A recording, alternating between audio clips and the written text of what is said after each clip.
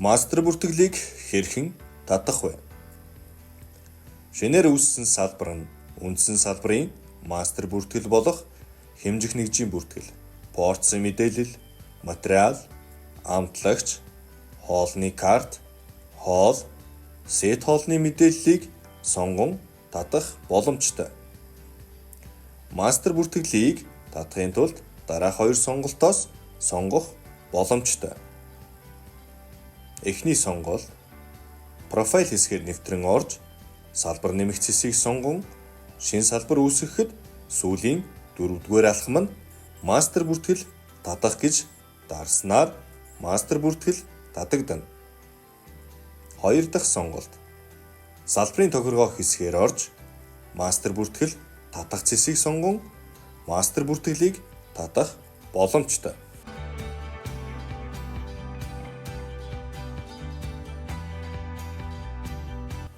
Нэгдүгээрт үндсэн салбар хэсэгт үндсэн салбарын лавлах бүртгэл харагдана. Салбарын хэсэгт тухайн салбарын нэр харагдана. Хэрэв тухайн салбарт лавлах бүртгэл үүссэн бол харгалзах багны жагсаалт хэсэгт харагдана. Салбараас үндсэн салбар руу мэдээлэл татах боломжгүйг анхаарна уу? Хоёрдугаарт хэмжих нэгж мастер бүртгэл татах цонх руу орсон тохиолдолд автоматар татагдана.